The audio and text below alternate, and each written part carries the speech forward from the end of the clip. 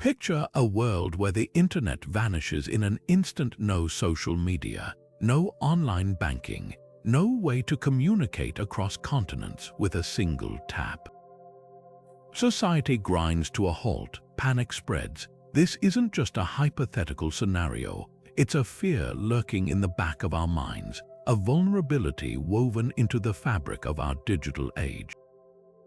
But what if I told you this modern anxiety was foreshadowed centuries ago, not by scientists or futurists, but by ancient Celtic storytellers?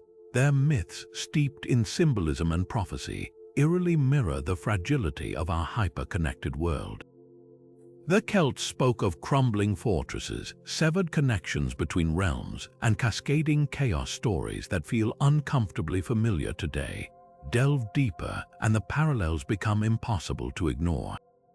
The Celts revered sacred knots, intricate designs symbolizing unbreakable bonds, yet their legends are filled with warnings of these very knots unraveling, of networks collapsing under their own weight. Sound familiar? It's as if their myths whisper across time, hinting at a truth we've only just begun to grasp, that the systems we rely on might be far more fragile than we dare admit. Their tales of otherworldly invasions disrupting the natural order echo our modern fears of cyberattacks and infrastructure failures. How could an ancient culture, one without electricity, let alone the internet, conceive of vulnerabilities so strikingly similar to our own? This isn't just about spotting coincidences, it's about uncovering a forgotten wisdom, a thread connecting humanity's oldest fears to its newest dilemmas. The Celts didn't predict the internet, of course, but their understanding of interdependence, of the delicate balance holding societies together, feels prophetic. As we navigate an era where a single glitch can trigger global disruption, their myths offer more than just stories, they offer a mirror. What if these ancient warnings hold clues to safeguarding our future? What if the past is trying to tell us something about the brittleness of the world we've built?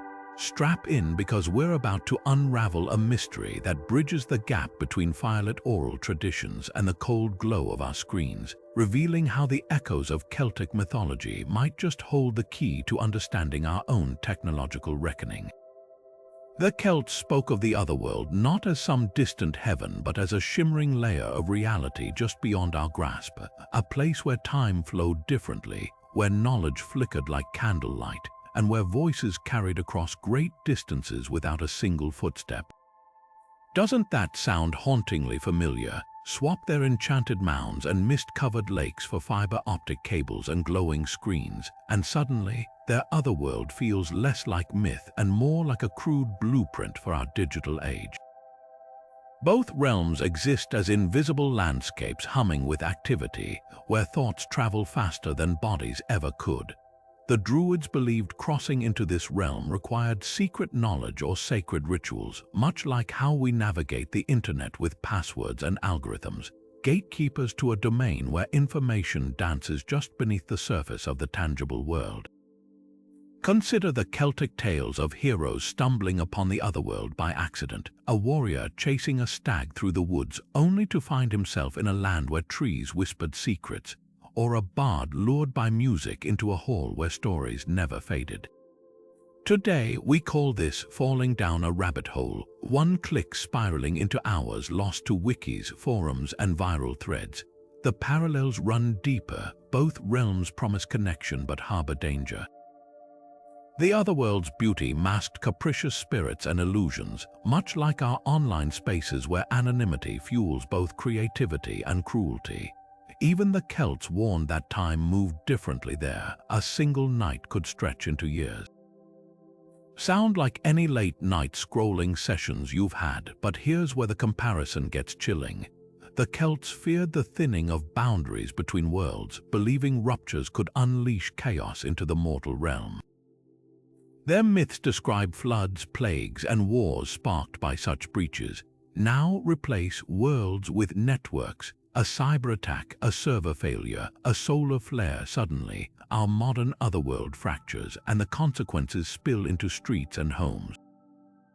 The ancient Irish text, the Book of Invasions, tells of the Milesians, who conquered Ireland by dismantling the magical veil separating realms. Today, hackers and system crashers play the same role, toppling the barriers that keep our digital and physical lives separate.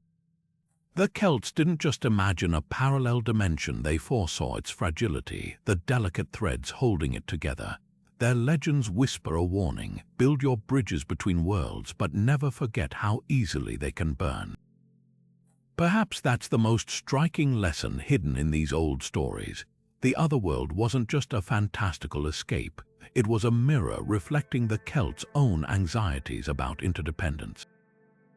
Their sacred oak trees, with roots tangled deep below the earth, symbolized connections that nourished but also endangered. Uproot one, and the entire forest might tremble. Today, we call that critical infrastructure. Our power grids, financial systems, and communication networks are the tangled roots of modernity, and like the Celts, we're only beginning to grasp how violently they might shake when the storm comes. Their myths force us to ask, in our rush to build this glittering otherworld of ones and zeros, did we remember to weave it strong enough? Or are we, like their heroes, about to learn the hard way that no realm, digital or divine, is truly unbreakable? In Celtic lore, few symbols carry as much weight or as much eerie foresight as the Cauldron of Poesy. A magical vessel said to boil over with endless inspiration, it granted bards the power to craft stories that could move armies to tears or kings to mercy. But there was a catch. When filled beyond its limits, the cauldron didn't just stop producing wisdom, it erupted, scattering fragments of truth into chaos. The Celts understood something we're just beginning to reckon with, that even abundance, unchecked, becomes a curse. Fast forward to today, and our world runs on a different kind of cauldron, one that churns not with poetry but with petabytes of data. Servers, like ancient cauldrons, have their limits, push them too far, and instead of inspiration, we get crashes, corruption, the digital equivalent of scalding steam billowing into the void.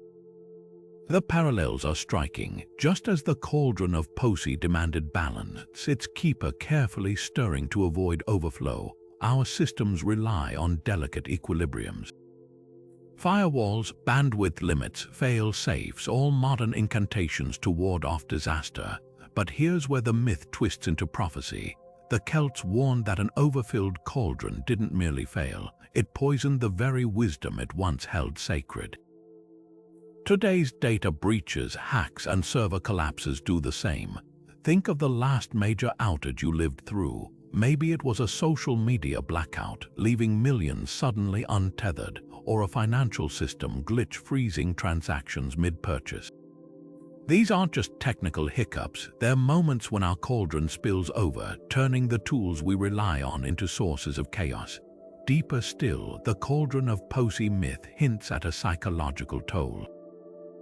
Bards who drank too greedily from its depths risked madness, their minds fractured by the sheer volume of unfiltered inspiration.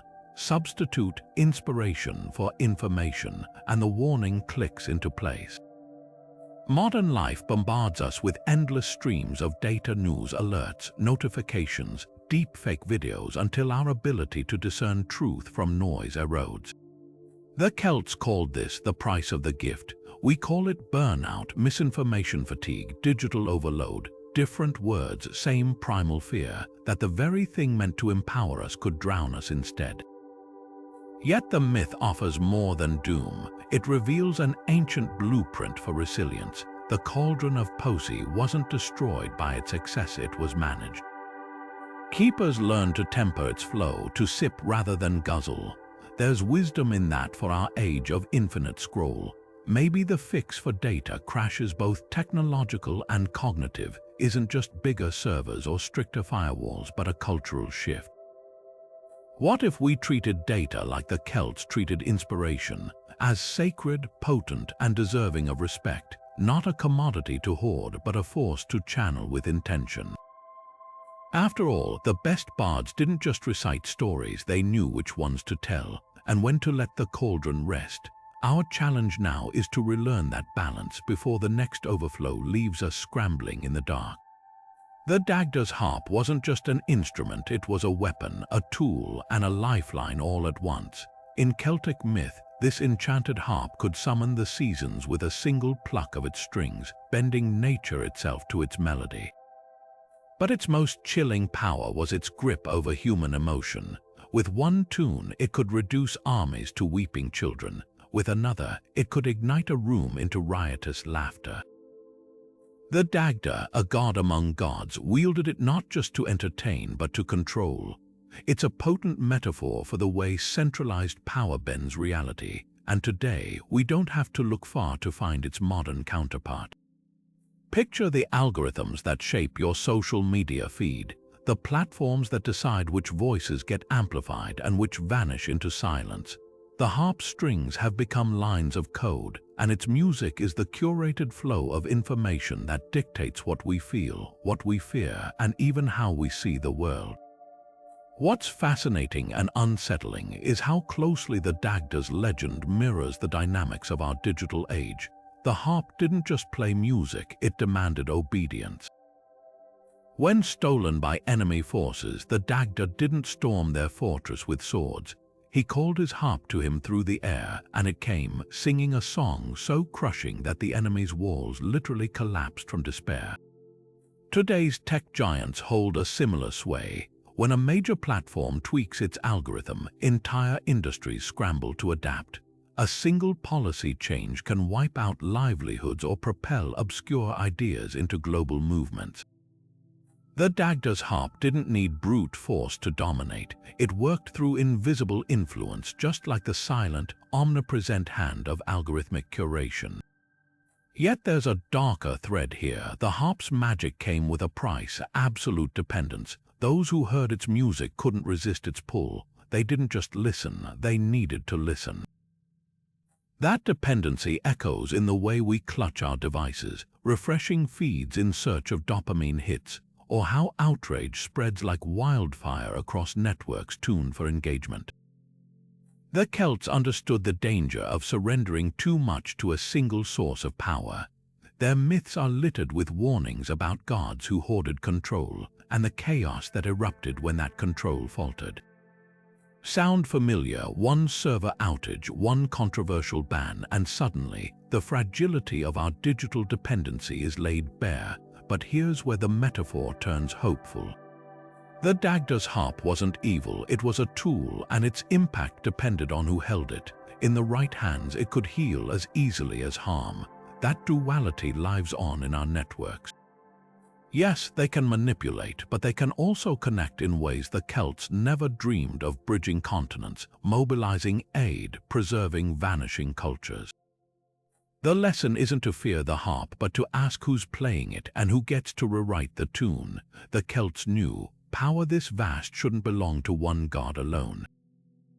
Maybe it's time we remembered that. The Morrigan didn't just predict battles, she orchestrated them.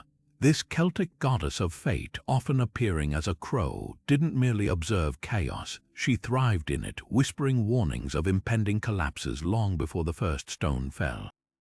Her prophecies weren't vague riddles, they were stark, visceral visions of systems crumbling from within. When she circled a battlefield, crows weren't just scavengers, they were living alarms, their calls echoing like sirens for societies on the brink. Today, those crows might as well be blinking server lights or error alerts, omens of a different kind of warfare, one fought not with swords but with lines of malicious code. Take a most famous vision, the downfall of a king whose fortress stood unbreachable until arrogance made him blind to the cracks in his own walls.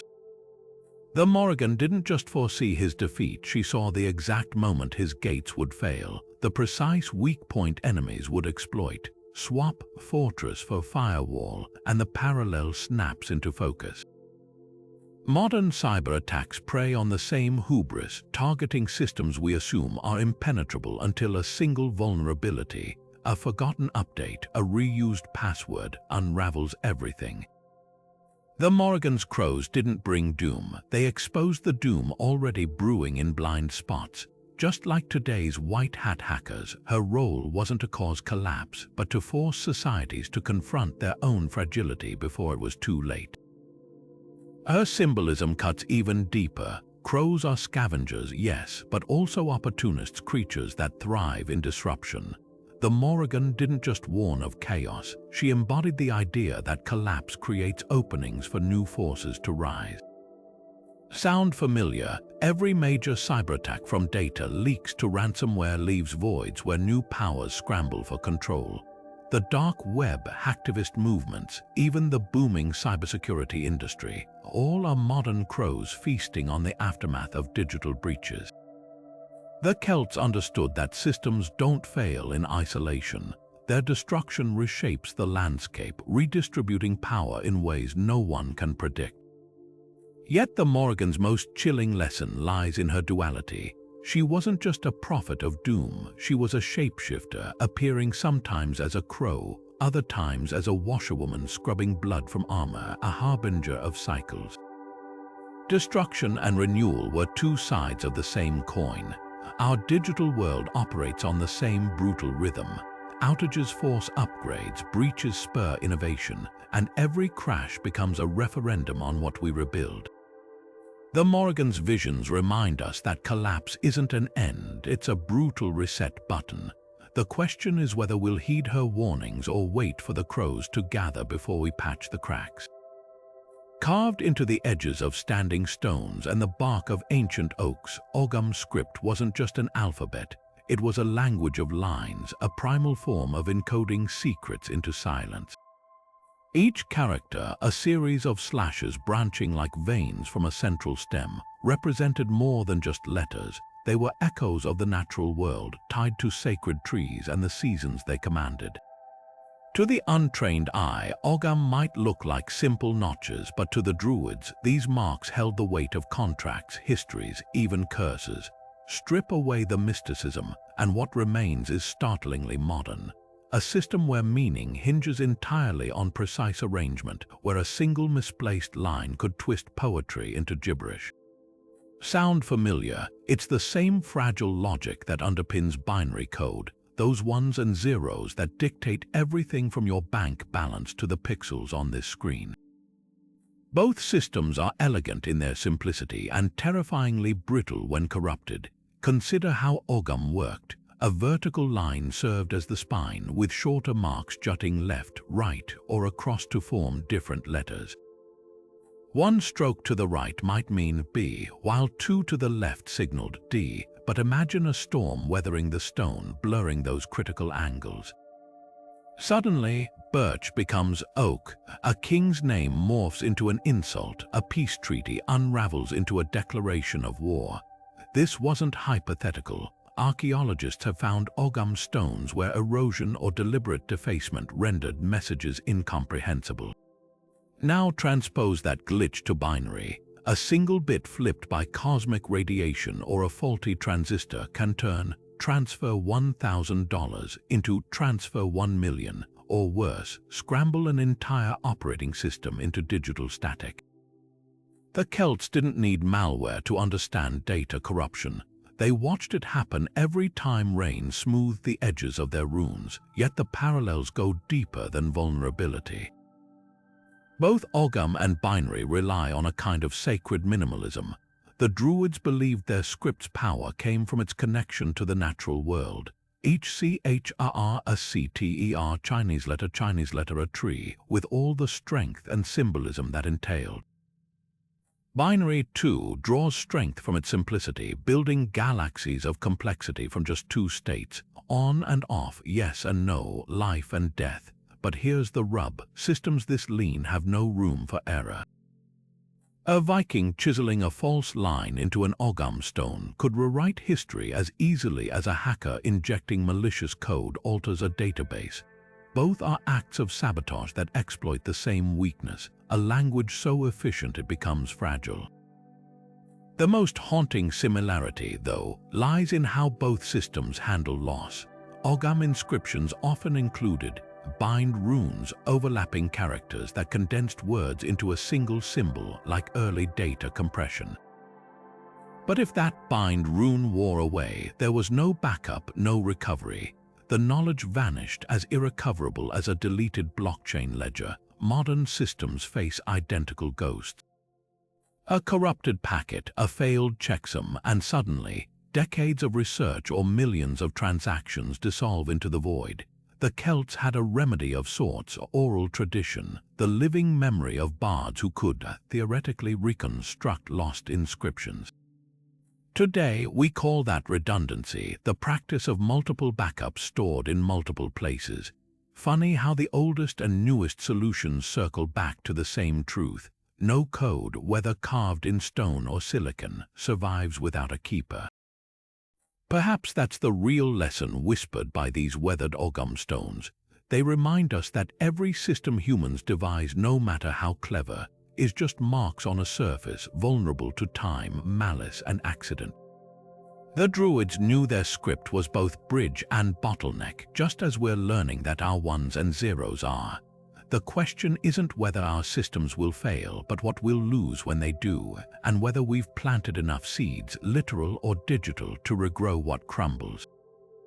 The Battle of Mag Tuaid wasn't just a clash of gods, it was a masterclass in systems warfare. Picture this: the Tuatha De Danann, a race of divine beings, arrive in Ireland only to find their promised land controlled by the oppressive Fomorians. The Fomorians aren't just rulers, they're extractors, draining the land's resources while offering nothing in return. Sound like any modern tech monopolies you know. What unfolds next reads like a cyberwar manual disguised as myth. The Tuatha De don't charge in swinging swords, they strategize like hackers targeting vulnerabilities. They dismantle Fomorian strongholds not with brute force, but by severing supply lines, poisoning wells, and turning their enemies' own infrastructure against them. This isn't just ancient combat, it's a blueprint for how to topple a corrupt system from within. Take the climax of the battle, where the godlug doesn't defeat the Fomorian King Balor by matching strength with strength. He exploits a critical flaw, Balor's apocalyptic eye, a weapon so powerful it scorches entire armies, can only be activated by lifting his eyelid manually. Lug waits, lets the system overextend, then strikes with surgical precision. A slingshot to the eye at the exact moment it's most vulnerable. Swap eye for server, and the tactic feels ripped from a cybersecurity playbook. Modern hackers operate the same way, watching for the split second a system's defenses are distracted, a password reset, a firmware update before slipping through the cracks. The Celts encoded a timeless truth in this myth. The mightiest fortresses fall not from outside bombardment, but from exploited oversights. Yet the most striking parallel lies in what happens after the battle. The Tuatha De don't just claim victory and walk away. They rebuild, but differently, redistributing power, sharing knowledge, embedding resilience into the very bones of their new kingdom. They plant sacred trees where fortresses once stood, symbols of growth replacing symbols of control. It's a lesson our digital age desperately needs. When a major tech giant suffers a breach, the response is usually patch the hole, tighten the walls, and carry on. But the Celts understood real security isn't just about stronger barriers, it's about designing systems that can't be weaponized by a single point of failure. Their rebuilt Ireland had no Balor, no all-powerful eye, just interconnected networks of wisdom, any one of which could collapse without bringing down the whole. Perhaps that's why this myth resonates so deeply today. The Battle of Mag Tuaid wasn't about good versus evil, it was about toxic centralization versus adaptive resilience. The Fomorians lost because their power was hoarded, their infrastructure brittle. The Tuatha De triumphed because they fought like a decentralized network, fluid and self-repairing. Every time we watch a ransomware attack cripple a hospital or a social media outage unravel global communication, we're seeing the Fomorian model fail all over again. The Celts handed us a warning 2,000 years early: build your world like a castle and someone will find the weak brick. Build it like a forest and even the fiercest storm becomes just another wind in the branches. Cuchulain's rage wasn't just fury, it was contagion. The legendary Celtic hero, once pushed past his limits, would transform into a whirlwind of destruction, his body twisting inhumanly, his violence spreading like wildfire through enemy ranks. Those who witnessed it didn't just see a warrior, they saw a force of nature, a chain reaction of chaos where one MANS Chinese letter became an entire army's undoing. Strip away the mythic grandeur, and you're left with a blueprint for how virality works, whether it's a computer worm multiplying through networks or a conspiracy theory metastasizing across social media. Both follow the same terrifying logic, a single spark igniting an unstoppable cascade. The parallels are unnervingly precise. Cuchulain's frenzy, known as Ryostrad, didn't just affect him, it warped reality around him. Heat pulsed from his body so intensely it melted snow for yards. His enemies, even those untouched by his spear, would drop dead from sheer terror. Modern malware operates on the same principle of collateral damage. Think of ransomware like WannaCry, which didn't just infect one system, it exploited vulnerabilities to leap across hospitals, banks, and governments, crippling operations far beyond its original target. The Celts understood something we're just grasping. True danger isn't contained. It ripples, mutates, and amplifies, turning individual failures into systemic collapses. But here's where the metaphor twists deeper. Cuchulain's rage wasn't random, it had triggers. A breach of honor, a betrayal, a breaking point. Our digital epidemics have their own tripwires, algorithmic echo chambers that reward outrage, platforms designed to prioritize engagement over truth, the dopamine rush of sharing before fact-checking.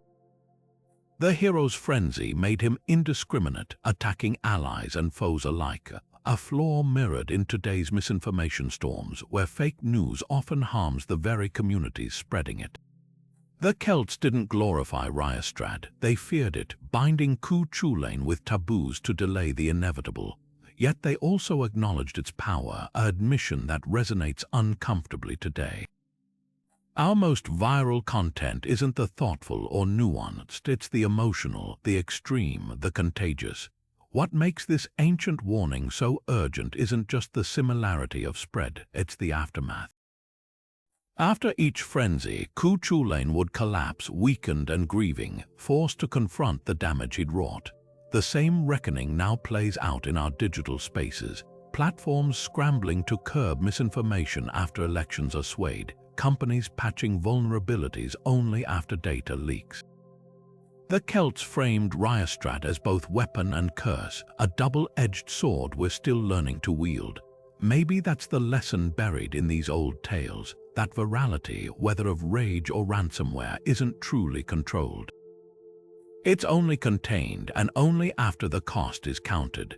The question is whether we'll heed the warning before the next frenzy takes hold. Among the Celts' most potent symbols swam the salmon of knowledge, a creature said to hold all the world's wisdom in its flesh. Legends tell of the hero Fionn mac Cumhaill accidentally gaining this infinite knowledge not by catching the salmon, but by burning his thumb on its cooking fat and impulsively sucking the wound. That small, unintended taste, not a feast, not a planned study, granted him flashes of insight at crucial moments. There's something eerily modern about this image, knowledge not earned through labor but accessed by accident in fragments, often when systems fail. Now fast forward to today's data breaches, where hackers don't steal information in tidy libraries. They exploit cracks, grabbing whatever their digital nets snag as it spills into the open. The parallel is unsettling. Both the salmon's wisdom and our data exist as concentrated power easily dispersed, impossible to fully reclaim once leaked. Think of the salmon's mythic role. It didn't just hold knowledge, it was knowledge, a living repository swimming beneath the surface of a sacred well. To access it required passing the guardian, a poet named Finnegers who'd spent years trying to catch it himself. That hierarchy wisdom, protected by layers of guardianship, mirrors our own firewalls, encryption protocols, and access permissions. But here's where the metaphor twists. Finnegan's never meant to give Fionn that fateful taste. It was a glitch in the system, a moment of human error. Today's breaches happen the same way, not through brute force, but through overlooked backdoors, misconfigured settings, or an employee clicking the wrong link. The Celts understood that the greatest threats to knowledge aren't always invasions. Sometimes they're tiny, unnoticed fractures, and then there's the aftermath.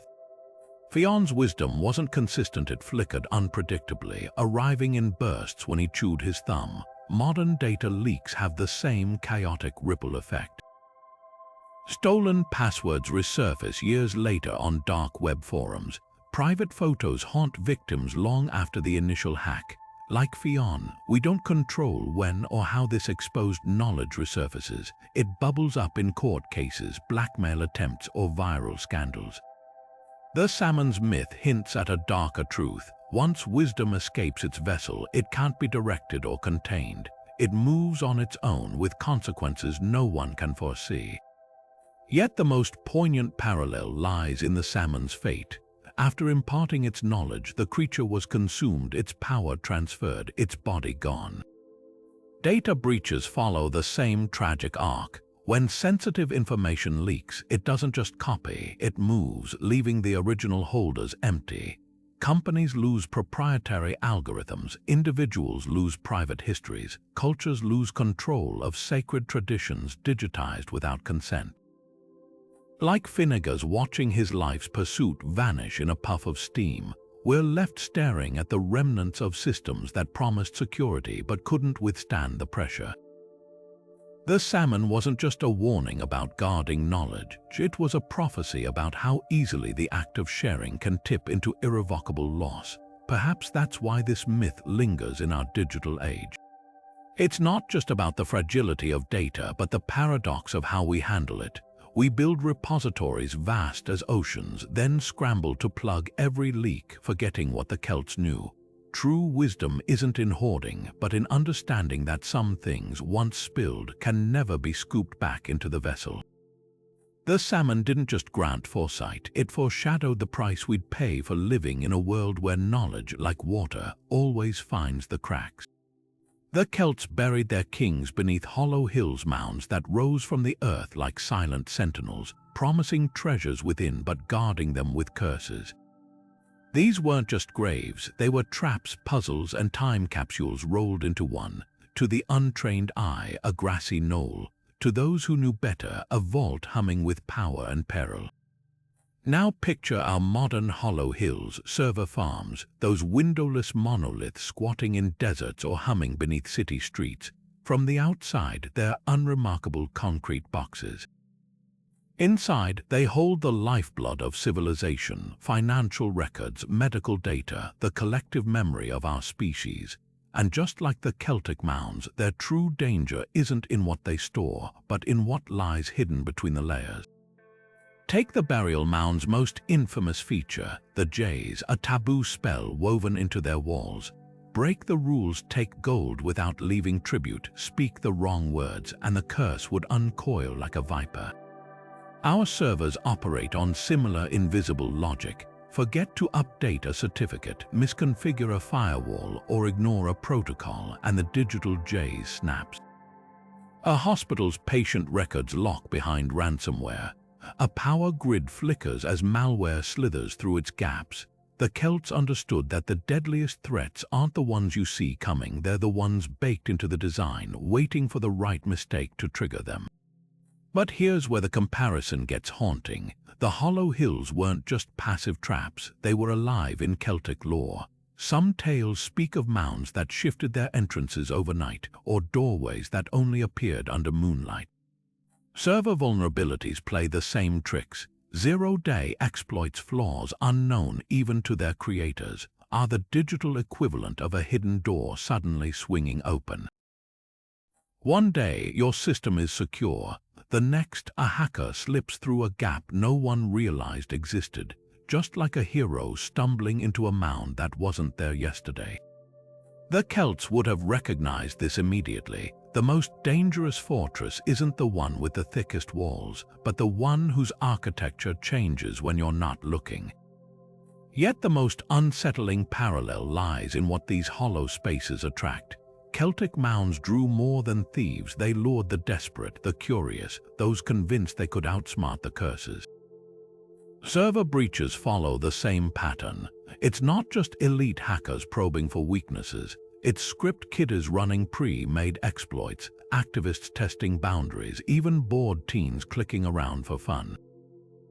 The Mythic mounds and the server farms share a cruel truth. No matter how many warnings you post, someone will always poke the bear. The Celts painted their curses in vivid detail, warnings of rotting flesh and eternal hunger. Our terms of service agreements and security pop-ups not nearly as compelling. Perhaps that's the real lesson coiled inside these ancient stories. The hollow hills taught that security isn't just about building impenetrable vaults, it's about understanding human nature. The mounds didn't fail because their curses were weak. They failed because people assumed they were the exception. Sound familiar? How many of us reuse passwords, click suspicious links, or ignore updates, convinced we won't be the ones to trigger the curse? The Celts had a name for that arrogance, Dieberg, the fatal flaw of heroes who thought the rules didn't apply to them. Our modern hollow hills still punish it, just with data leaks instead of petrification. The stones haven't changed, only the fools have. The banshee's cry wasn't just a sound, it was a siren carved from the wind itself, a primal alarm slicing through the night to herald approaching ruin. In Celtic lore, her wail didn't just signal death, it was death's shadow, a fleeting chance to brace for impact before the storm hit. Today, we've swapped her ghostly keening for the blare of server alerts and the cold flash of critical error notifications, but the function remains unchanged, a shriek in the dark, begging to be heard before it's too late. Consider how banshees operated. They didn't appear to just anyone, only those whose lineages stretched back to the old bloodlines, the ones whose collapse would ripple through entire communities. Modern monitoring systems follow the same selective logic, prioritizing alerts for critical infrastructure. Hospitals buckling under ransomware, stock exchanges freezing mid-trade, power grids flickering toward blackout. The banshee didn't scream for trivial losses. She reserved her voice for systemic failures, the kind that unravel societies thread by thread. Our algorithms now play that role, tracing digital arteries to pinpoint where a single failure might cascade into catastrophe. Yet there's a chilling twist to this parallel. Banshees weren't omens you could silence. Ignoring them didn't make the danger vanish, it just left you unprepared. The same stubborn blindness plagues our relationship with tech warnings.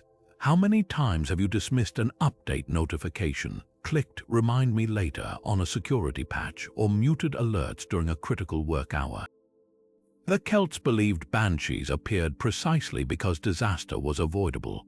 If only someone would act. Today's equivalent might be a server admin shrugging off an unusual traffic spike, or a developer overlooking a memory leak, dismissing the sirens until the system hemorrhages beyond repair. Deeper still, banshees carried an implicit contract. Their warnings came with responsibility. Families who heeded the cry could shore up defenses, call allies, brace for impact. Those who didn't face the consequences alone. Our digital alarms demand the same accountability. A well-configured alert system doesn't just scream. It offers diagnostic breadcrumbs, unusual login attempts, overheating processors, memory leaks swelling like storm clouds. The banshee's myth forces us to ask, are we listening to these cries as our ancestors did, as actionable intelligence? Or have we become so bombarded by notifications that we've learned to tune out even the most dire warnings? Perhaps the most haunting similarity lies in what followed the banshee's wail. Silence, that eerie calm before the axe fell. Anyone who's worked with failing systems knows this moment the alerts stop because the sensors have died, the logs freeze mid-entry, the dashboard flatlines. The Celts understood that the banshee's absence could be more terrifying than her cry. It meant the window for action had slammed shut. In an age where entire cities can be plunged into darkness by a single corrupted firmware update, her lesson echoes louder than ever. Alarms aren't nuisances. They're lifelines, and the difference between a near miss and a full-blown collapse often comes down to who's still listening when the screaming starts. The Celts never saw time as a straight line. It was a wheel, spinning endlessly through seasons of growth, decay, death, and rebirth. Samhain marked the year's end, a night when the veil between worlds thinned, when chaos bled into order. But here's the thing, they didn't fear that collapse, they expected it, celebrated it even, because after Samhain came Imbolc, the first stirrings of new life beneath frost. Then Beltane's fires, Lugnasad's harvest, each turn of the wheel both predictable and necessary. Strip away the bonfires and animal sacrifices, and you've got a framework that explains everything from software update cycles to the inevitability of the next big tech outage. Our digital world runs on the same ancient rhythm. Crashes aren't anomalies, they're the system resetting itself, shedding what no longer works to make space for what comes next. Take the annual ritual of Beltane, when Celts drove their cattle between twin bonfires to purify them before summer grazing. The flames weren't just cleansing, they were a controlled burn, a way to incinerate parasites and disease before they could fester. Modern developers do the same thing with deprecated code. Outdated functions aren't just deleted, they're actively purged in scheduled updates, burned away like digital Beltane fires to keep the ecosystem healthy. Even the chaos serves a purpose. Just as livestock panicked passing through smoke, users riot over redesigned interfaces or vanished features until, weeks later, they can't remember why they resisted. The Celts knew what we keep rediscovering. Renewal feels like destruction when you're standing in the flames. Yet the wheel's true lesson lies in its darkest spoke, Samhain, when the Celts believed the dead walked among the living. Not as invaders, but as reminders of what had to die for the new year to begin. Our tech world has its own Samhain moments, the Y2K panic, the Facebook outage of 2021, the day a solar flare nearly fried global satellites. These aren't just failures, they're cosmic resets, forcing us to confront the ghosts of outdated systems. When Twitter's servers crashed under Elon Musk's abrupt changes, it wasn't merely a glitch, it was the platform's Samhain, a death before rebirth. The Celts would have nodded knowingly. No wheel turns without friction, but here's where the metaphor offers hope. The wheel always rolls forward. After every crash comes recovery, after every winter, spring. The Celts didn't waste energy preventing Samhain, they prepared for it, stacking extra food, reinforcing walls, knowing the darkness would pass. We're learning the same resilience. Cloud backups, decentralized servers, failover systems, these are our ritual preparations for the crash we know is coming, because the wheel never stops turning. Not for ancient druids and not for us. The question isn't whether the next outage will happen, but whether we'll be wise enough to plant seeds in the ashes, just like the Celts did when they buried last year's bones beneath the first frost. The puka didn't just change its shape, it stole identities.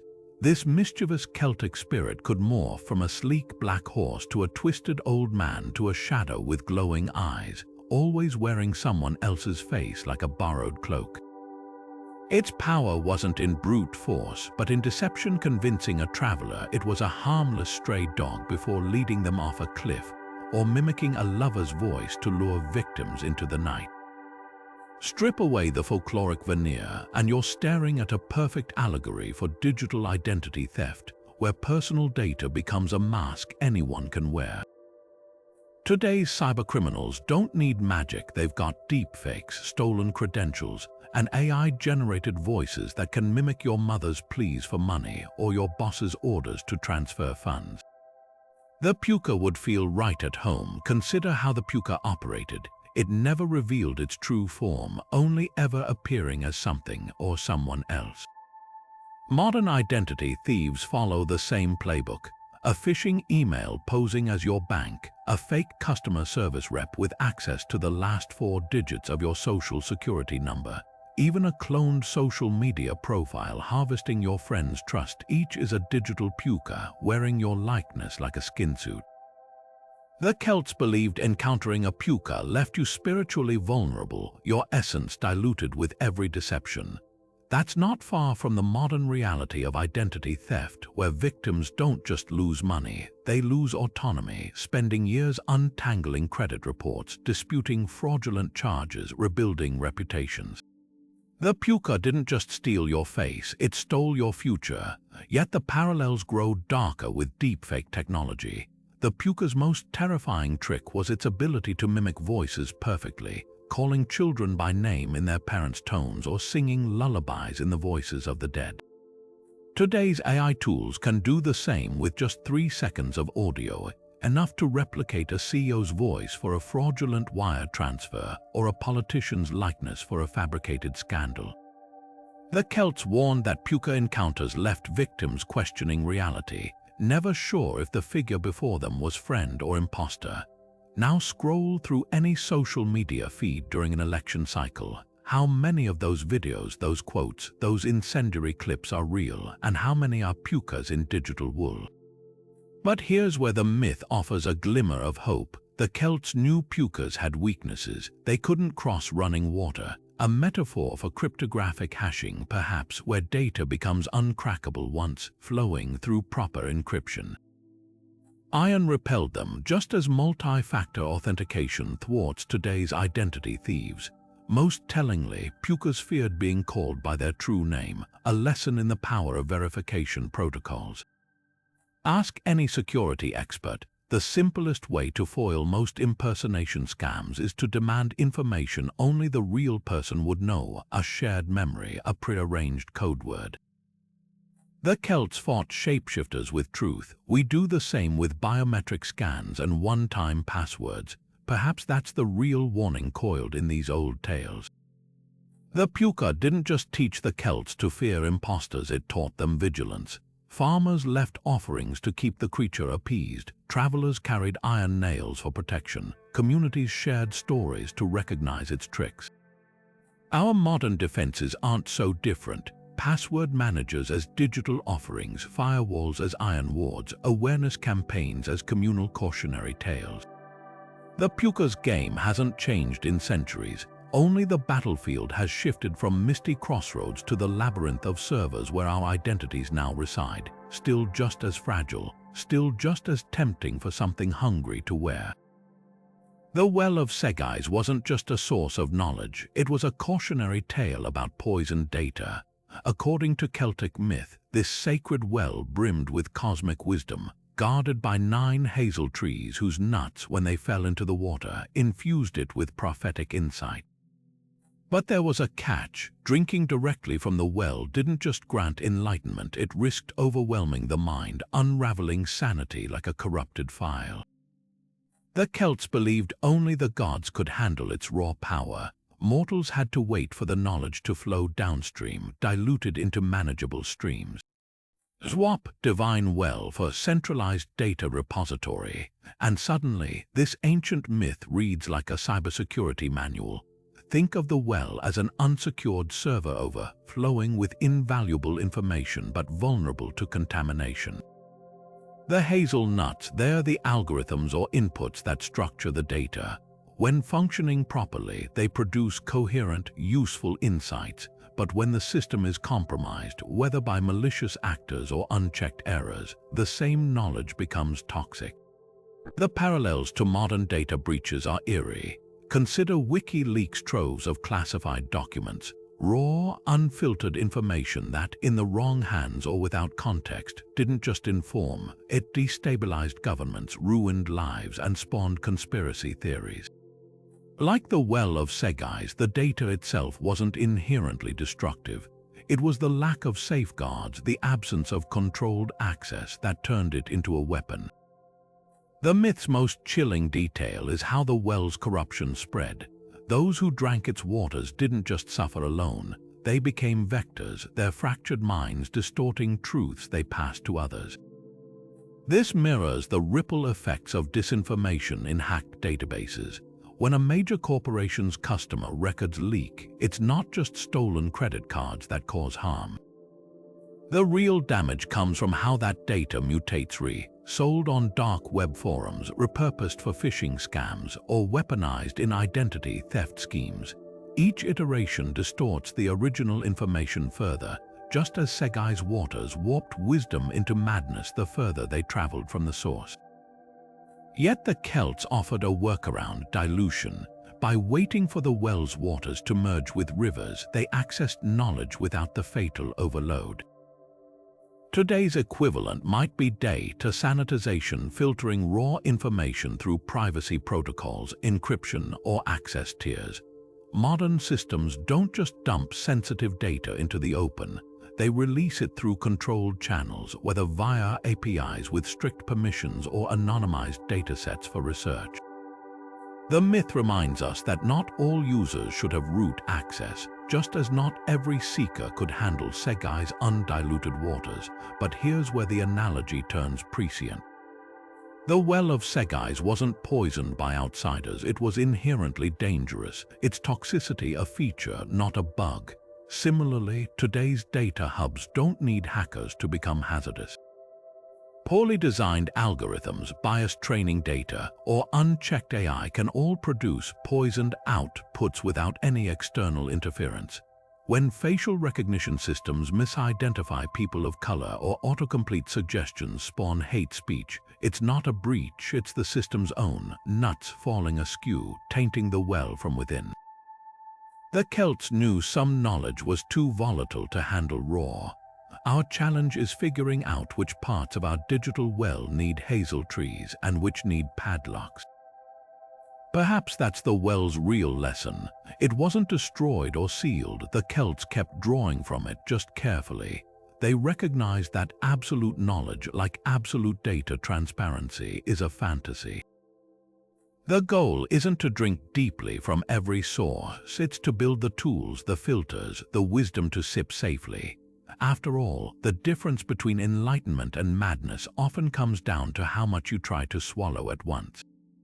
The Lear Fail wasn't just a coronation stone, it was a broken API wrapped in myth.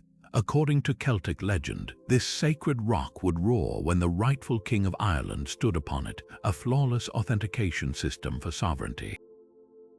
But over time, something went wrong. The stone fell silent, its voice lost to centuries of misuse and corruption. To the Tuatha De Danann, this wasn't just decay, it was entropy in action, a relic of a system too perfect for the messy reality of human rule. Replace stone with algorithm, and suddenly the myth reads like a tech post-mortem. A once reliable function degraded by edge cases its creators never anticipated. Consider how the stone's failure mirrored modern software decay. The Lear Fail didn't crumble, it kept functioning, just not as intended. Kings still stood on it, ceremonies continued. But without the roar, the stone became a hollow ritual, a placebo of legitimacy. Sound familiar? Think of social media recommendation engines originally designed to surface relevant content, now trapped in feedback loops amplifying outrage and misinformation. The code still runs, it just serves a purpose wildly divorced from its creator's vision. The Celts understood this shift instinctively. Even divine systems corrode when exposed to enough human unpredictability. The Tuatha De's cursed treasures didn't stop at malfunctioning stones. Their 4 jewels, the invincible spear, the bottomless cauldron, the unbreakable sword, the indestructible crown, each carried hidden flaws that emerged over time. Lug's spear thirsted for blood whether in battle or at peace, a weapon that couldn't be sheathed without consequences. Translate that to modern tech, and it's the dark pattern of engagement maximizing design. Features meant to captivate users end up addicting them, turning tools into compulsions. The Celts didn't need terms like unintended consequences. They personified them as curses woven into the artifacts themselves. Dagda's cauldron proves the most haunting parallel. It could feed armies without ever emptying, an early vision of scalable infrastructure. Yet myths whisper it also had a darker function, refusing food to those it deemed unworthy. Today's algorithmic distribution systems follow the same logic. content moderation bots that accidentally silence marginalized voices, add algorithms that withhold opportunities based on biased training data. The Cauldron's curse wasn't that it failed, but that it worked too well, enforcing rigid rules without context or compassion. The Tuatha Dé learned what Silicon Valley is discovering. Systems designed for infinite growth often calcify into gatekeeping. Even Nuada's silver arm, a prosthetic crafted by divine smiths, carried hidden fragility. Though it moved like flesh, it couldn't feel, a precursor to AI's uncanny valley where imitation lacks empathy. When Nuada gripped his sword with that hand, he fought with precision but no intuition, a warrior reduced to pure logic. Modern machine learning models stumble into similar traps, facial recognition that identifies faces but not humanity, chatbots regurgitating trauma with clinical detachment. The Celts coded their warnings into these myths. Perfection without wisdom becomes its own curse. Perhaps the most revealing lesson lies in what the Tuatha Dé did when their treasures turned toxic. They didn't abandon them, they adapted. Lug learned to aim his spear's bloodlust at enemies. Dagda used his cauldron's discernment to feed the deserving. Nuada compensated for his silver arm's limits with strategy. Their relics weren't discarded, they were understood, their flaws worked around. That's the wisdom we're missing in our rush to scrap glitchy systems instead of studying them.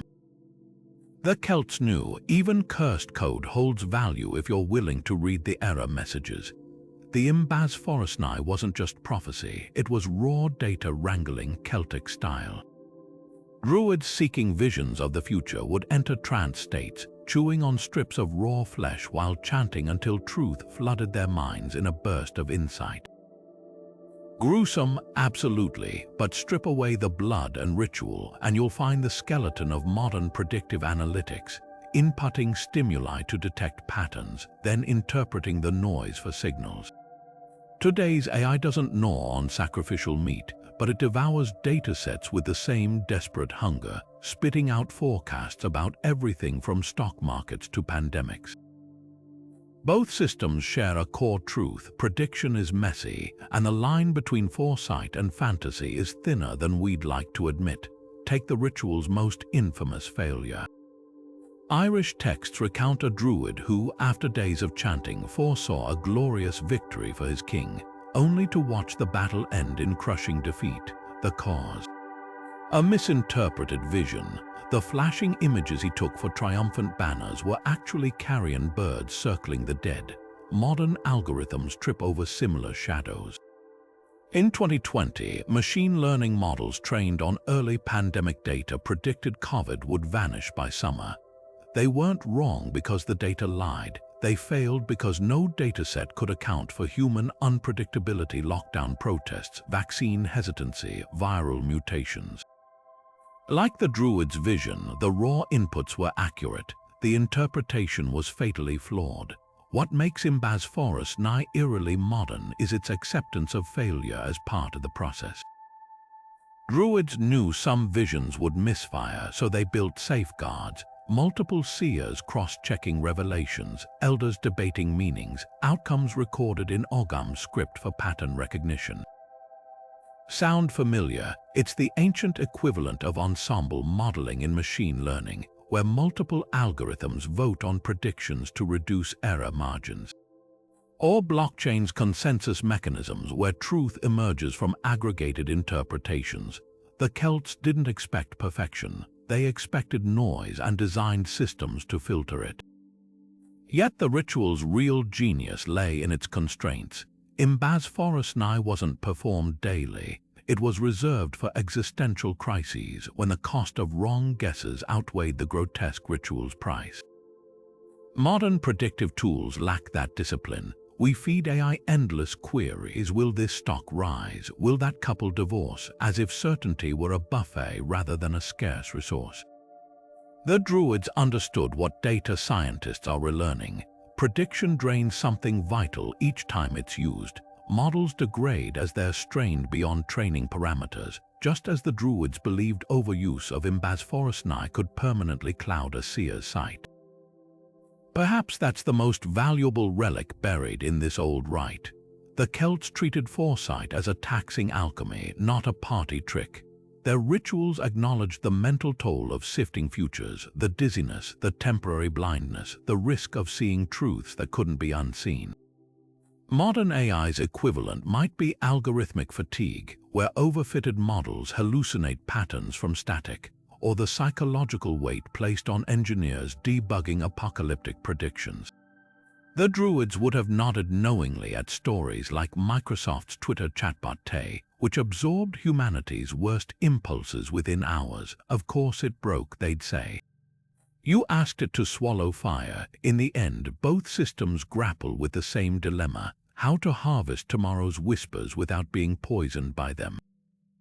The Druids had their cauldrons and incantations. We've got neural networks and confidence intervals. But the warning remains unchanged whether you're chewing sacred flesh or scraping Twitter feeds. Prediction is never free. It exacts a price in sanity, in certainty, in the quiet understanding that some doors once opened can't be closed. The Celts knew that. Our algorithms are just beginning to learn. The Dincentures weren't just poems, they were the living GPS of Celtic culture. Intricate verses mapping every sacred hill, haunted spring, and battlefield with stories that rooted people to the land. Lose a Dincentures and you didn't just forget a place's name, you severed its soul, leaving a wound in collective memory. Fast forward to today, where digital archives, our modern Dincentures hold everything from family photos to linguistic databases, and the same fragility lingers. A server crash, a corrupted backup, a company going bankrupt and taking its cloud storage with it. Any of these can erase centuries of knowledge as swiftly as the Viking raids that burned Ireland's monastic libraries. Consider the Dincentures' fate. Many survive only as fragments copied haphazardly by medieval scribes who didn't always understand the older dialects they preserved. Sound familiar? It's the digital equivalent of file corruption. A PDF saved in the wrong encoding, a video format that's suddenly unplayable, a hard drive of family memories rotting in a drawer because no one owns a compatible reader anymore. The Celts feared the loss of place lore because without it, a hill became just a hill, a river just water. Today, when a photo-sharing site shuts down or a social media platform purges old posts, we don't just lose pixels. We lose proof that certain moments, relationships, even subcultures ever existed at all. The parallels grow darker with deliberate erasure. British colonizers systematically dismantled the Dincentures tradition, severing Ireland's ties to its own landscape by renaming towns and suppressing native languages. Modern tech giants engage in similar cultural flattening, not through malice but through neglect. When Flickr deleted millions of non-active accounts in 2019, it wiped out archives of indigenous ceremonies, rare wildlife sightings, and protest movements. No burning libraries this time, just a quiet purge hidden behind terms of service updates. The result is identical: cultural amnesia dressed as progress. Yet there's a crucial difference. The Celts knew their Dincentures were fragile. They built redundancy through oral tradition, ensuring multiple bards could recite the same verses. Today, we store our digital Dincentures in centralized silos, cloud services, corporate platforms, proprietary formats with no fail-safe when those systems fail. The irony stings. An ancient people with no electricity better safeguarded their cultural memory than we do with terabyte upon terabyte of fragile storage. Perhaps the most haunting lesson lies in what happens after the loss. When Dincentures vanished, places didn't just lose their stories, they lost their meaning. A well once sacred to healing became just a hole in the ground. A battlefield where hundreds died faded into nondescript farmland. Our digital dark age could trigger the same erasure. Already, historians warn that early websites from the 1990s are vanishing faster than scrolls from Alexandria brochure sites for vanished businesses, forums capturing the dawn of online communities, GeoCities pages that shaped internet culture. Without these artifacts, future scholars might view our era as a blur of disconnected events, a timeline with gaps where the context used to live. The Dincensures weren't just about the past, they were compasses for the future, teaching each generation how to navigate not just land but identity. Digital archives serve the same role today. Losing them wouldn't just delete data, it would unravel the connective tissue between who we are and how we got here. The Celts would have recognized this instantly. Knowledge isn't just what you preserve, it's what you keep alive. Bala's eye didn't blink, it burned. In Celtic myth, this monstrous king of the Fomorians wielded a single, lidless eye that could level armies with a glance. Locked shut by heavy chains most of the time, when its lids were pried open, destruction followed indiscriminately. The imagery is visceral, a gaze so potent it didn't just see, it consumed. Replace eye with server farm or surveillance system, and suddenly this ancient terror mirrors the modern nightmare of centralized data hubs and unchecked digital oversight.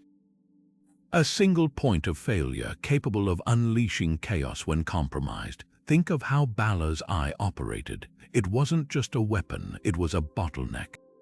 All its power concentrated in one vulnerable organ, guarded desperately because its exposure meant catastrophe. Modern cybersecurity grapples with identical weak points. When a company like SolarWinds gets hacked, its compromised software becomes a backdoor into thousands of organizations, governments, hospitals, Fortune 500 companies, all because a single entry point was left unshielded. Like Bala's eyelid being hoisted by treachery, these breaches exploit centralized systems where too much authority, too much access funnels through one choke point. The Celts mythologized this flaw millennia before we encoded it into our infrastructure. Yet Bala's eye wasn't just a technical vulnerability, it symbolized the danger of unilateral vision. The Fomorians relied entirely on his gaze for dominance, a brittle hierarchy where one entity monopolized perception. Today's mass surveillance apparatus operates the same way. Governments and corporations amass oceans of data through single pipelines, CCTV networks, social media scraping, cell tower logs, creating a world where privacy evaporates under the stare of a digital Bala. The myth warns of systems that see too much but understand too little, where power isn't tempered by perspective. Here's where the metaphor twists. Bala's downfall came from his own bloodline, his grandson Lug, a child of two worlds who turned the king's strength against him. The parallels to insider threats or leaked surveillance documents are uncanny. Edward Snowden, Chelsea Manning, even disillusioned corporate whistleblowers follow Lug's blueprint, those closest to the system exploiting its weak points to dismantle it. The Celts encoded a brutal truth in this tale: no fortress, whether of flesh or code, survives forever when its guardians begin questioning its morality. But Bala's legacy isn't just about failure, it's about design. His eye was a relic of an older order, a weapon too potent to retire yet too dangerous to use responsibly. Our modern eyes are facial recognition algorithms, predictive policing software, zero-day exploits stockpiled by intelligence agencies carry the same paradox. They're tools of control that mutate into liabilities, their very existence tempting fate. The Celts didn't just fear Bala's gaze, they feared the system that created it, one where power pooled in ways that invited corruption. Perhaps that's the real warning fossilized in this myth. Bala's eye didn't doom him because it was evil, it doomed him because it was singular. The Celts revered the Triskel, a triple spiral symbolizing the balance of land, sea, and sky. Their myths abhorred monopolies of perception, insisting truth emerged from many eyes, not one. In an age of algorithmic determinism and surveillance capitalism, that lesson screams across the centuries. A world watched by too few eyes isn't just unjust, it's one glitch away from collapse. The children of Lur didn't just transform into swans, they got stuck in a cursed buffer state. According to Celtic myth, these four siblings were doomed by their stepmother's jealousy to spend 900 years as birds, 3 centuries on a windswept lake. 3 more in the icy sea, and a final stretch trapped in storm-choked waters. They retained human minds but lost human voices, their pleas for help reduced to mournful cries no one could understand. It's a haunting metaphor for modern system lockups, where data doesn't vanish, it lingers, frozen in digital limbo, fully intact but utterly unreachable. Consider how the curse worked. The children weren't destroyed, they were preserved against their will, conscious but powerless. That's exactly what happens when a database crashes mid-transaction. Your files don't disappear, they're locked in an inconsistent state, like a book snapped shut mid-sentence. The Celts describe the children's feathers as colder than winter, a poetic nod to how frozen systems leach functionality. Anyone who's faced a spinning wheel of death on their computer knows that helplessness, watching your work stored just out of reach, like a swan's cry carried away by the wind. The myth's timeline mirrors modern tech obsolescence too. 900 years might seem excessive until you realize how quickly file formats fossilize. Remember floppy disks, those weren't ancient history. They're the Lake Davra phase of data storage, still readable in theory but requiring arcane hardware most don't own. The children's second exile, chained to the freezing sea of Moyle, parallels data trapped in proprietary clouds. Think of old social media accounts holding years of photos behind defunct passwords. And their final torment, stranded in the stormy waters of Iris Domnan, is the stuff of IT nightmares, corrupted drives where recovery tools glimpse your files but can't reassemble them, like hearing human words in bird song but grasping none of the meaning. What makes the children of Lur prophecy especially chilling is the moment their curse lifts. After centuries, they regain human form only to crumble into dust, their bodies unable to bridge the gap between frozen stasis and living time. It's a brutal analogy for data recovered too late. That external drive in your drawer, pop it into a modern system, and you might recover files, but the software needed to open them vanished with Windows XP. The Celts understood a truth we're only now confronting. Preservation isn't the same as accessibility. A thing can survive without ever truly being saved. Yet the myth offers a sliver of hope the tech world hasn't yet earned. When the children die, their souls are freed, a spiritual day to migration to a compatible afterlife. Today's archivists fight for similar grace periods, emulators for obsolete games, PDF slasher standards designed for longevity, blockchain timestamps proving a document's provenance. The children of Lur remind us that curses can be broken, but only if someone keeps speaking the language of the trapped. The sovereignty goddess wasn't just a divine figure, she was the living Wi-Fi of Celtic society. This enigmatic deity, often appearing as a hag who transforms into a radiant queen when acknowledged, didn't just bestow kingship, she embodied the very fabric of communal stability. Kings who honored her ruled over prosperous lands, those who neglected her faced blighted harvests and crumbling alliances. Her presence or absence dictated whether a kingdom thrived or collapsed into anarchy. Now replace her with modern infrastructure, electric grids, internet backbones, supply chain algorithms, and the pattern snaps into focus. Societies today don't kneel before a goddess, but we bow to systems just as fickle, just as vital. When they hum along unseen, we take them for granted. When they flicker, entire civilizations hold their breath. Consider how the goddess tested her suitors. In one legend, she appears as a hideous crone offering a drink from her chalice, a cup that overflows for worthy rulers but spills rot onto the unworthy. It's a brutal metaphor for network resilience. Our digital chalices, server farms, DNS root servers, undersea cables reward those who maintain them with seamless connectivity. But cut corners on cybersecurity, ignore routine maintenance, or hoard bandwidth greedily, and the same systems vomit chaos, blackouts, data leaks, cascading outages. The goddess didn't demand worship, she demanded competence. Our networks ask the same. The parallels deepen with her vanishing acts. Celtic texts describe the goddess literally disappearing from kingdoms in decline, leaving behind confusion and infighting. No centralized authority meant no coordination. Farmers planted at cross purposes, warriors turned on each other, bards forgot the old treaties.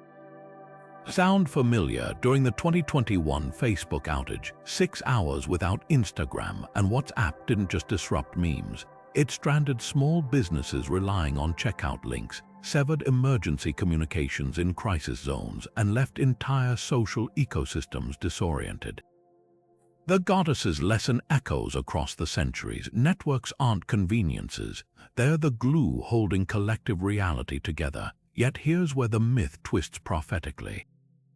The sovereignty goddess wasn't a passive prize. She chose when to withdraw, often because rulers mistook her blessings for entitlements. Modern networks choose nothing, but their failures follow similar logic.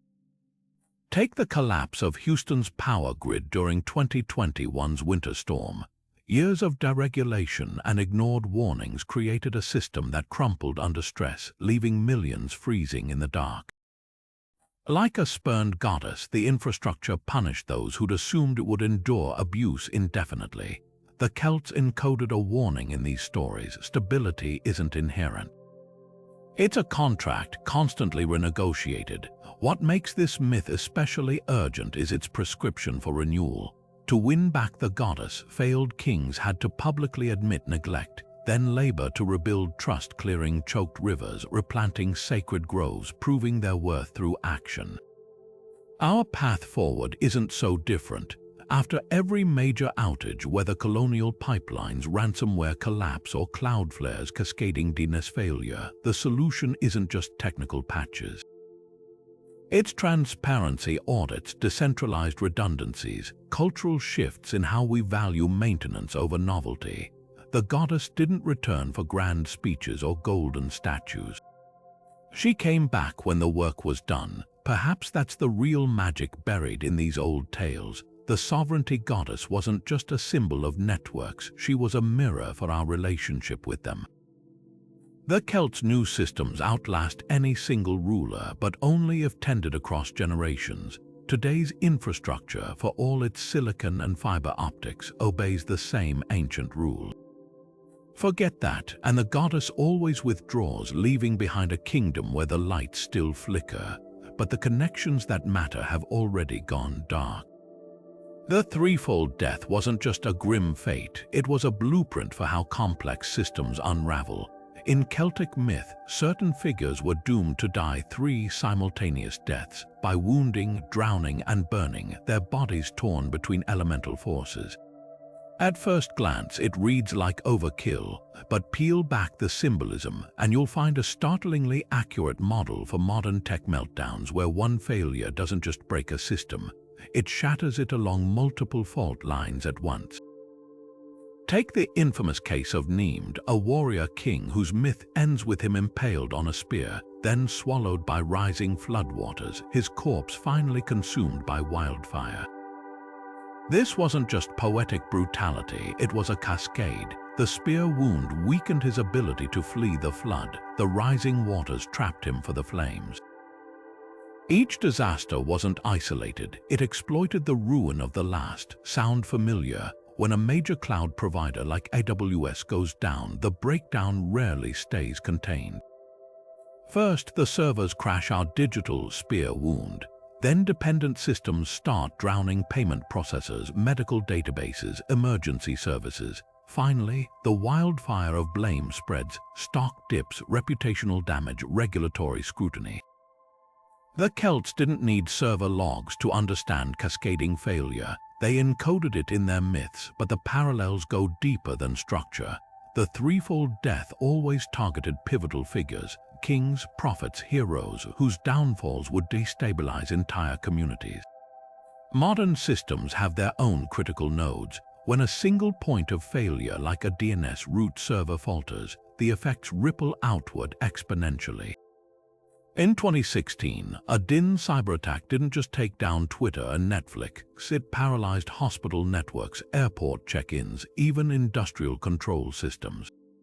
Like Nemd's death echoing through his kingdom, These outages reveal how tightly our systems interlock, where one rupture becomes 3, then 30, then 3 million. What makes these myths truly prophetic is their insistence on inevitability. The threefold death wasn't just possible, it was foretold, woven into the victim's destiny by divine decree. Our tech vulnerabilities follow similar deterministic logic.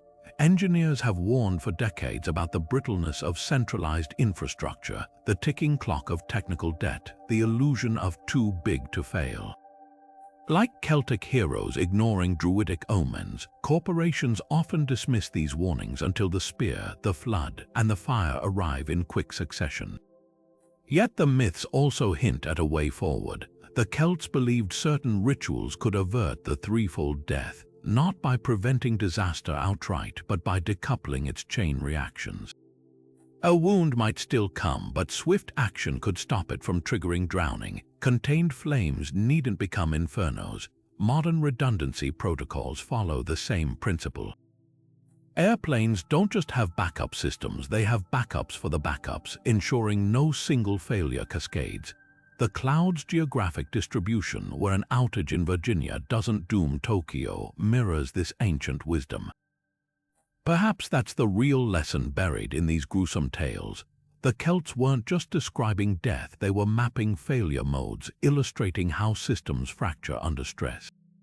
Their myths force us to ask, where are the spears aimed at our digital kingdoms? What floods wait to exploit those wounds? And when the fire comes, because it always does, will we have built systems that burn cleanly or ones that take the whole forest with them? Samhain wasn't just a festival, it was a cosmic stress test. When the Celts marked the end of harvest with bonfires and disguises, they weren't just warding off spirits, they were bracing for a world where boundaries dissolved. That thinning veil between realms didn't just let ghosts wander. It left communities vulnerable to chaos from unseen directions. Fast forward to today, and our digital world has its own Samhain seasons, predictable windows when cybercriminals exploit distracted defenses and heightened activity. Black Friday's shopping frenzy, tax season's panic, even holiday weekends when skeleton IT crews monitor systems. Each mirrors that ancient window when the rules went slack and opportunistic predators slipped through.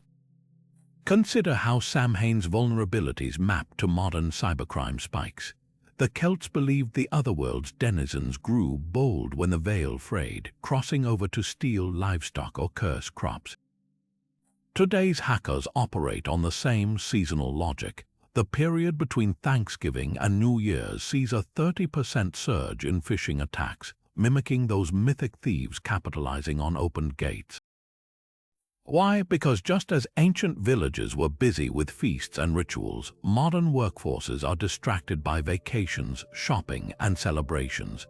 Security teams run leaner, employees click malicious order confirmation, emails faster, and payment systems strain under unprecedented traffic, creating perfect cracks for digital intruders to slither through.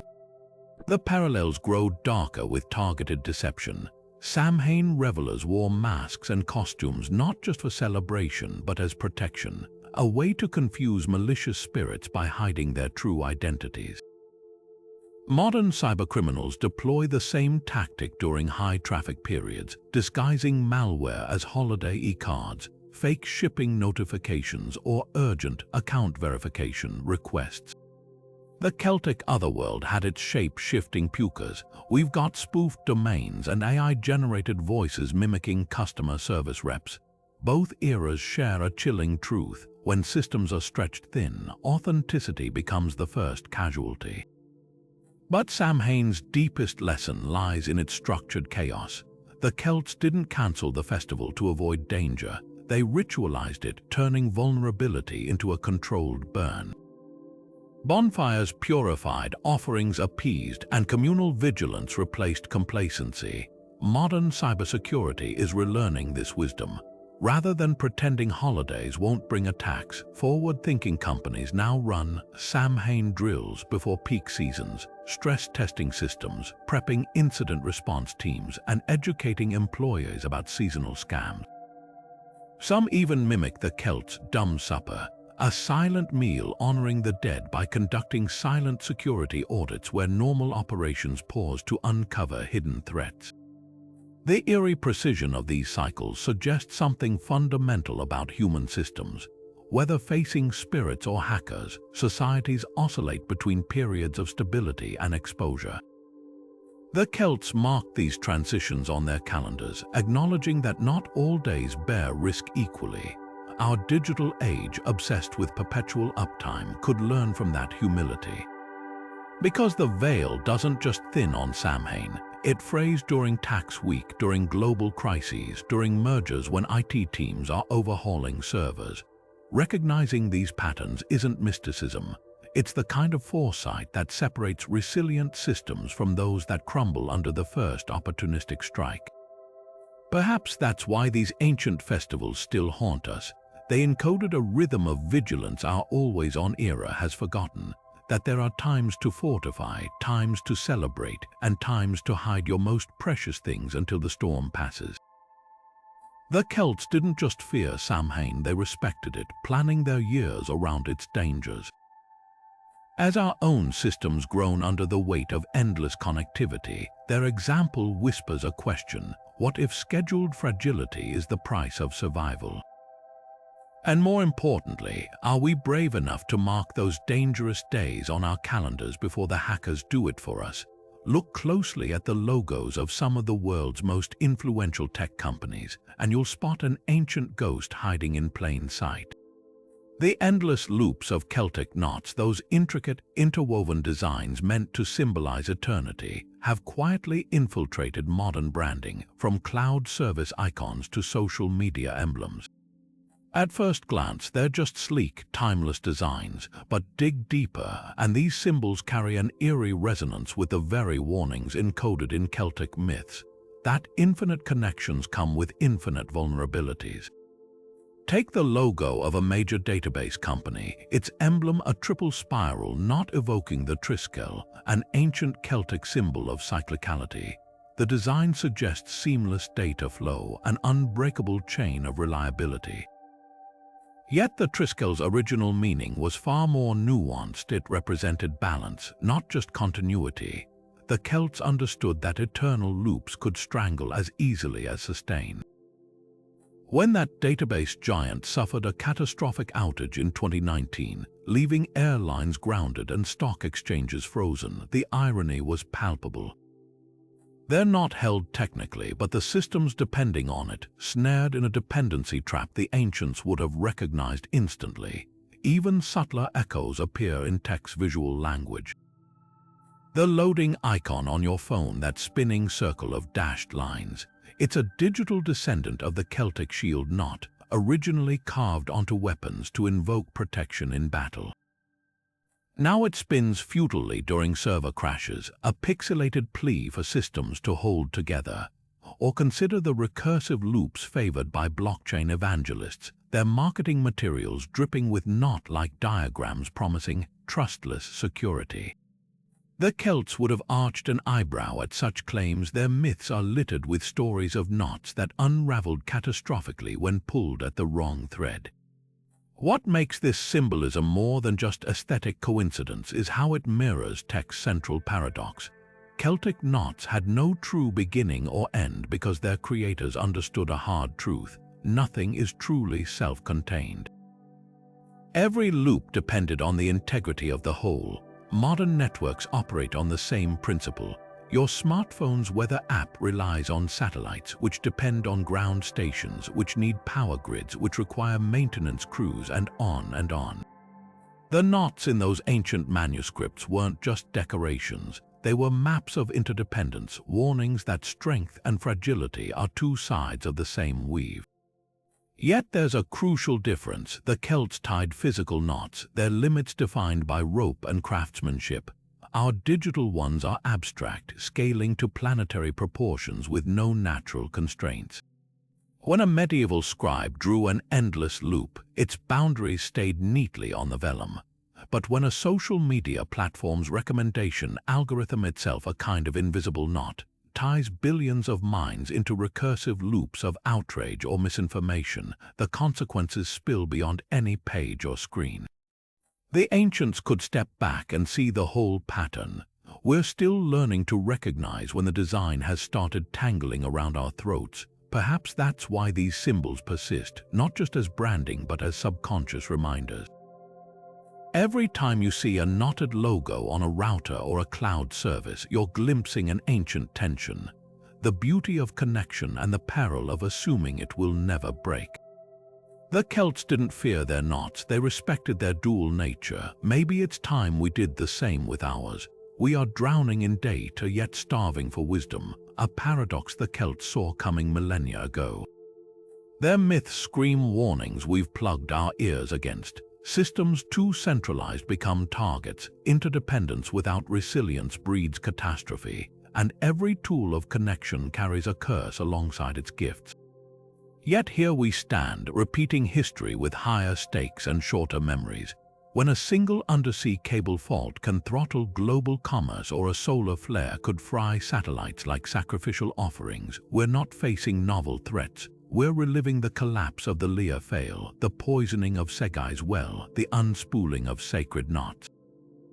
The ancients carved these stories not to entertain but to inoculate. So why do we keep failing the test? Look at our critical infrastructure, vast digital fortresses modeled after the very hollow hills the myths warned were death traps.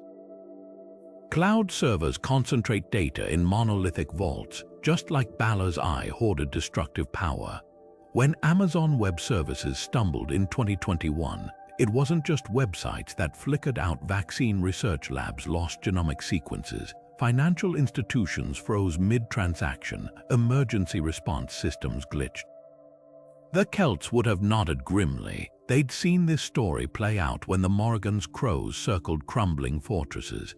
Centralization always promises efficiency until it becomes a single point of catastrophic failure. Yet we keep building taller towers on the same cracked foundations. Worse still is our willful blindness to cyclical collapse. The Celts marked time in wheel turns, preparing for Samhain's chaos as naturally as planting crops in spring. Modern tech culture treats outages as shocking anomalies rather than inevitable resets. The Y2K panic wasn't a hysterical overreaction. It was the rare moment we collectively acknowledged the wheel's spin. After the crisis was averted, amnesia set in, technical debt piles up like unread prophecies, legacy systems creak along like cursed relics because rewriting them seems harder than crossing fingers. The children of Lur's fate whispers a terrible question. Are we preserving our systems or merely prolonging their frozen suffering? But the sharpest lesson lies in how we handle the banshee's cries. Early warning systems abound. Ethical hackers sound alarms about vulnerable chipsets. Climate models predict infrastructure strain. Auditors flag single points of failure. Like druids chewing sacred flesh for visions, these experts sacrifice sleep and sanity to glimpse coming storms. And like kings dismissing omens, corporations and governments too often mute the alerts. The recent wave of ransomware attacks targeting hospitals didn't exploit unknown flaws. They preyed on unpatched systems, ignored warnings, the digital equivalent of assuming the veil would never thin because it hadn't yet. There's a haunting moment in the Battle of Mag Tuired where the wounded Dagda drags himself through enemy lines not to fight but to play his harp. His music doesn't rally troops, it forces both sides to pause, to remember what they're fighting for. That's the gift these myths offer us now, not prophecies of doom, but a chance to reset the rhythm. We can't uninvent the internet any more than the Celts could unspill Segai's waters. But we can redesign our digital world with the humility of those who have seen civilizations rise and fall. That means rejecting brittle centrality for webs of redundancy, treating maintenance as sacred as innovation, listening for the Morrigan's crows before the battle begins. The Celts didn't just survive, they thrived by weaving resilience into their cultural DNA. Their not celebrated connection but acknowledged frailty. Their festivals marked both abundance and loss. Our technology has outpaced our mythology, but the wisdom remains. The wheel is turning. The question is whether we'll cling to broken systems like ghosts haunting hollow hills or plant new groves where the next cycle can take root. The echoes between ancient Celtic myths and our digital age aren't just poetic coincidences, they're a mirror reflecting humanity's oldest struggle with the systems we build. The Celts didn't have servers or algorithms, but they understood the dangers of hubris, the fragility of interconnectedness, and the chaos that follows when systems grow too vast to control. Their stories weren't mere entertainment. They were survival manuals passed down through generations to warn against the same pitfalls we now face in our hyper-connected world. The crumbling fortresses, the unraveling knots, the poisoned wells, these weren't just plot devices. They were prophecies disguised as folklore, waiting for a civilization arrogant enough to repeat their mistakes. Take the Cauldron of Poesy, overflowing with wisdom until it became a vessel of chaos. Today's data breaches follow the same arc, information meant to empower instead drowning us in noise and exploitation. Or consider the sovereignty goddess, vanishing from kingdoms that took her blessings for granted just as our infrastructure crumbles when neglected, leaving societies stranded in the dark. The Celts didn't need to foresee the internet to grasp its vulnerabilities. They'd already lived through the collapse of their own networks, trade routes severed, alliances broken, knowledge lost to time. Their myths are blueprints of resilience, etched in the language of symbolism because they knew future generations would need them, even if the tools changed. What makes these parallels urgent isn't just the shared vulnerabilities, it's the shared solutions. The Tuatha Dé didn't abandon their cursed treasures, they adapted, turning flaws into features. Lug redirected his spear's bloodlust, Dagda used his cauldron's discernment, and Nuada compensated for his silver arm's limits. Their approach wasn't to dismantle systems, but to redesign them with humility. We have the same choice today. Will we double down on brittle centralized architectures or embrace the Celtic model of distributed resilience? Will we ignore the banshee's cries until the crash comes, or heed her warnings to fortify before the storm? The wheel is turning just as it always has. Samhain's chaos, Beltane's renewal. These cycles don't vanish because we've replaced bonfires with fiber optics. If anything, our systems amplify them. A solar flare, a cyber attack, a single line of corrupted code can trigger collapses that ripple across continents in seconds. The Celts prepared for these moments with rituals and redundancies. What's our ritual? Patches pushed too late, prayers to the algorithmic gods, or will we finally listen to the old stories whispering through the static? The next crash isn't a question of if, but when. The myths have already shown us the pattern. The only variable left is whether we'll be the kings who ignore the omens or the druids who read them and act. The Celts carved their warnings in stone. We've coded ours in silicon. The message is the same: build wisely, stay vigilant, and when the wheel turns, as it always does, don't let your kingdom be the one left in the dark. The choice is ours. Will we listen before the next crash?